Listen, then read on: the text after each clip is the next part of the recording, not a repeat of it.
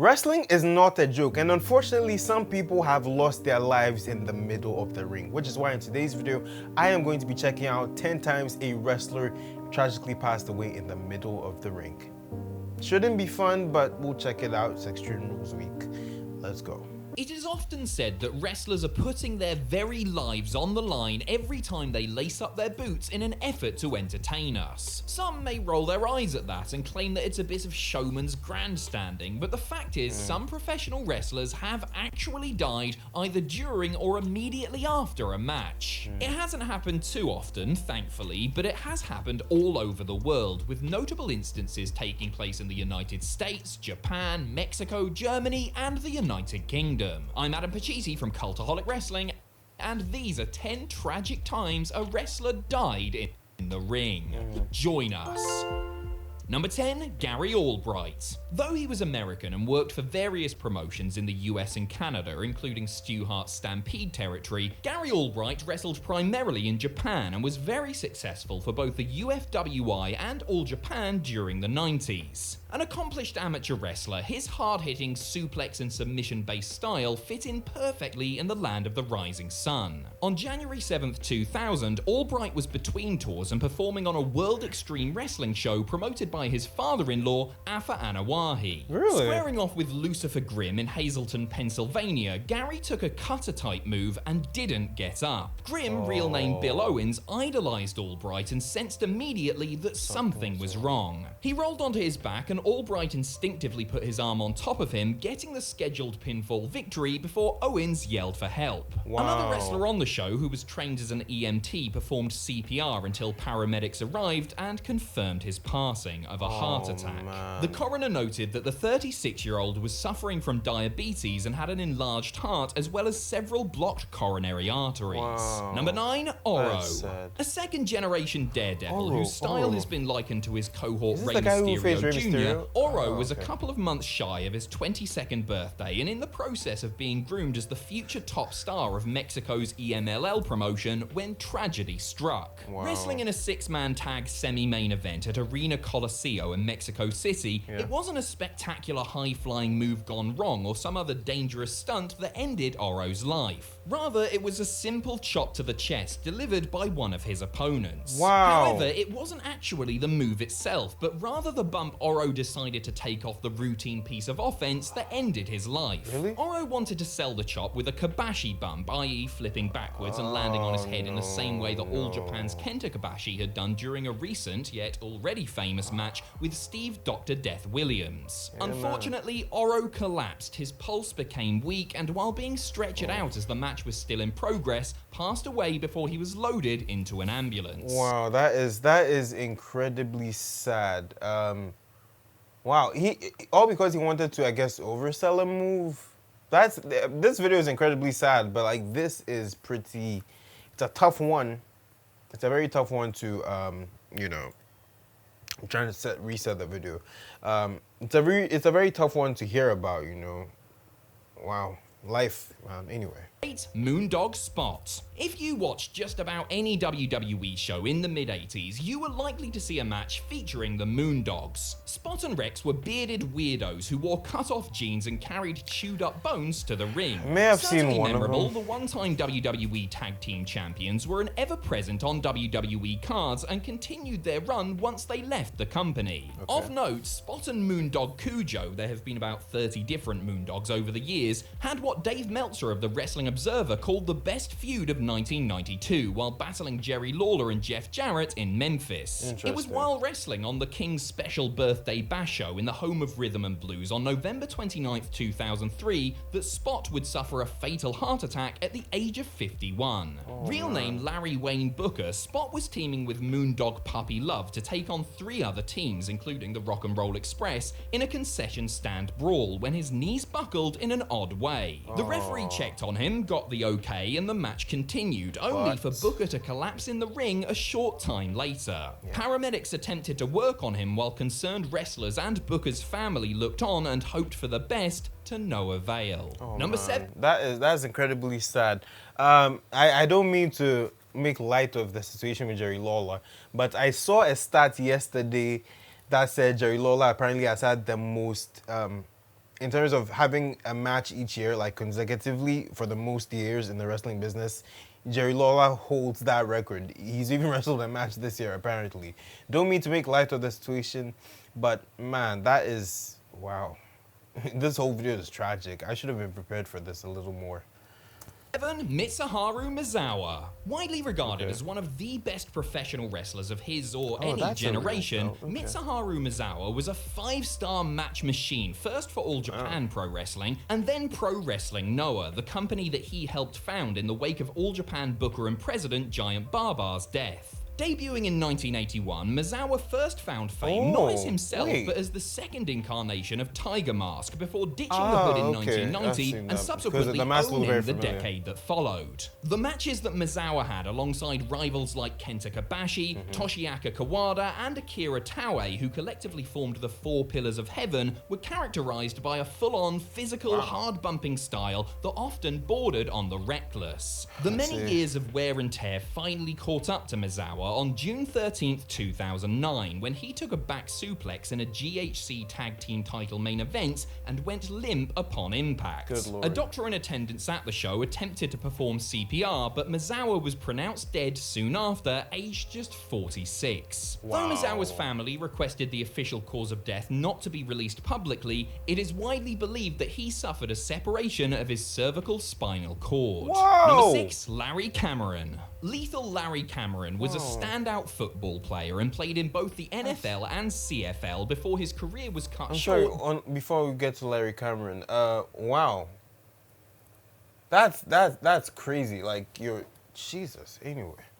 Due to injuries. Cameron then transitioned to pro wrestling, the former bodybuilding champion having been discovered by promoter Ed Sharkey and then been further trained in Stu Hart's infamous dungeon. A star for Stampede, where he was the last ever North American champion. Larry also had a tryout for WWE, wrestled a handful of matches for WCW, tagging alongside Butch Reed with Teddy Long as their manager, and toured with New Japan before settling into life in Austria and Germany, working for Otto Vonz's Catch Wrestling Association.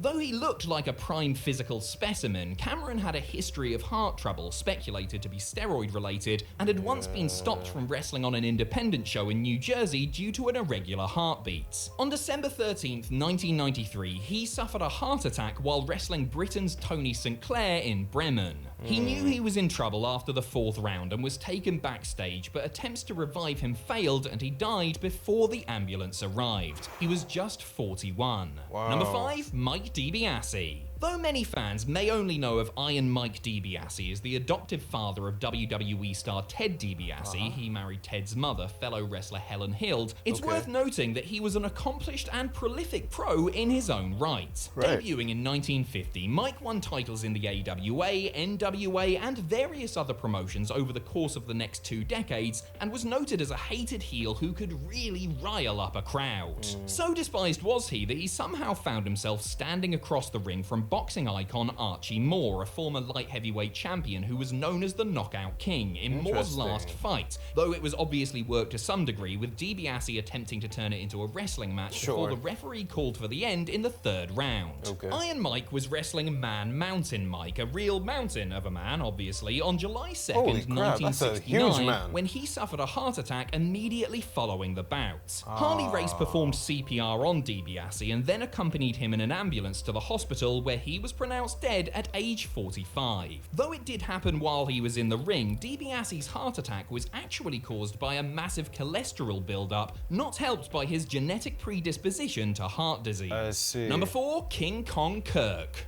A brawling colossus for the United Kingdom's joint promotions, former rugby player Malcolm Kirk was well known as King Kong Kirk due to British wrestling. Listen, it's now starting to make sense to me. You know, the old school wrestlers, and I've heard Undertaker say this so many times, how the big man worker, like, he's always made some reference in some kind to the big man worker, but I have never actually gone back to look at wrestling from that time period. But if there's the second man I'm seeing in this video that looked like this, jeez, that's a huge man. Impressive. If you did see someone like that perform in the ring, very impressive. No question. Even what the big guys do on TV now. So, wow, I am interesting. Anyway, let's continue. King Kong Kirk. Looks like Bundy. I guess that's where he got the name, probably. Wrestling's growing popularity thanks to the televised World of Sports program in the 1970s and 80s. In his prime, Kirk wrestled the likes of Andre the Giant and Bret Hart and frequently tagged with fellow super heavyweight villain Giant Haystacks. His life and career came to a fabled end on August 23, 1987, when teaming with King Kendo, aka Kendo Nagasaki, against Big Daddy and Greg Valentine, not that one, in front of hundreds of punters at the Hippodrome in Great Yarmouth. After taking Big Daddy's famous splash, Kirk turned purple and lay motionless on the mat. Wrestlers and ringside personnel attempted to deliver CPR, but it was no use. By the time he had been transported to the hospital, it took 8 wrestlers just to get him on the stretcher and into an ambulance. He was already dead. Malcolm Kirk was 51 years old. Investigations were launched after the incident, though nobody was ever charged with anything after it was discovered that he had underlying medical conditions and passed away due to natural causes, having likely already died before Big Daddy splashed him. Interesting. And that's the thing, you never hear of someone dying of natural causes at the age of 51 very often. You almost never hear of it.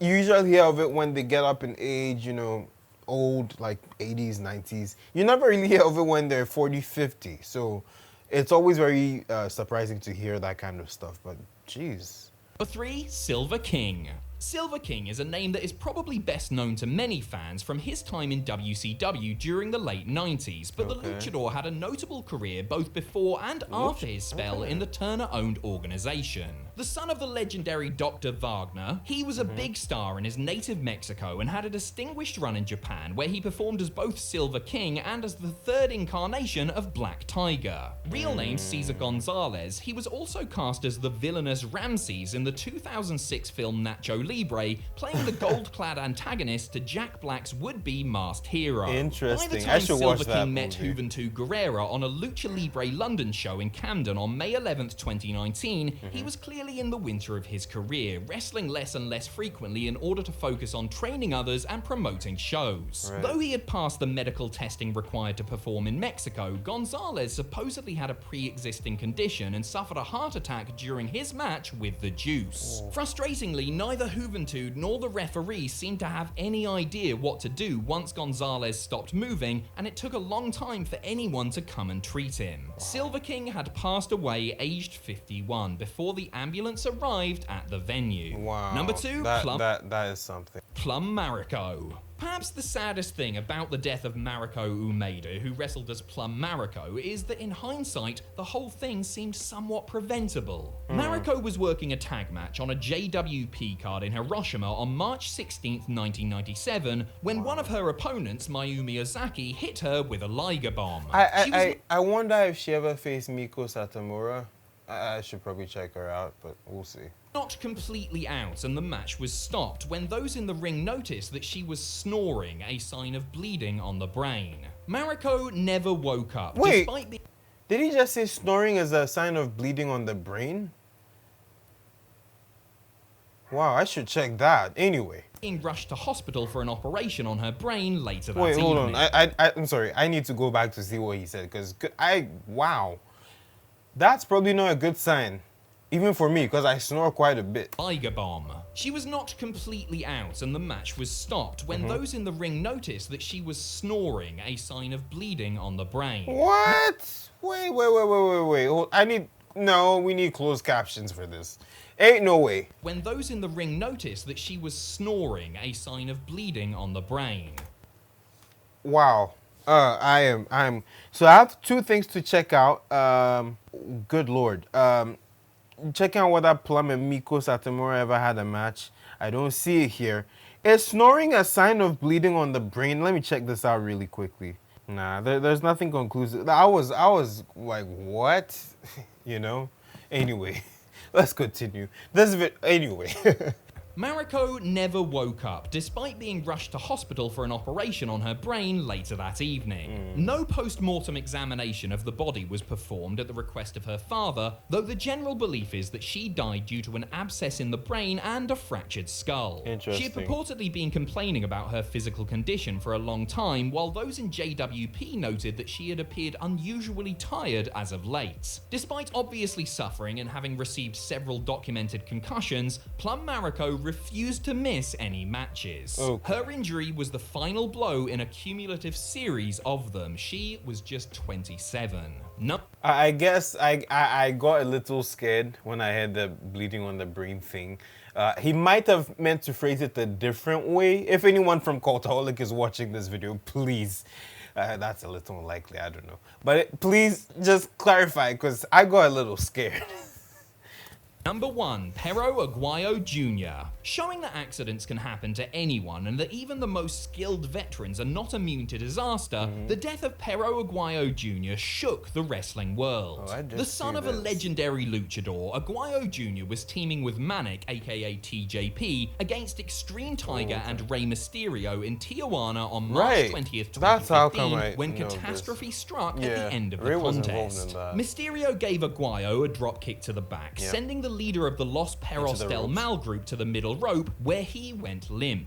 The match continued, with Rey giving Aguayo and Manic a double 619 without making proper contact to finish, as Conan tried desperately to revive Pero from ringside. The initial belief was that he was simply unconscious, but it soon became apparent that it was much more serious than that. Aguayo was brought to a local hospital where doctors worked on resuscitating him for an hour before he was pronounced dead, aged 35. The official cause of death was listed as cardiac arrest due to a cervical stroke caused by 3 fractured vertebrae. It was a stark reminder of the risks wrestlers take every time they step into the squared circle, and how even the seemingly most innocuous move can result in grave consequences. Absolutely, absolutely. Man, rest in peace to all the people that we've seen in this video.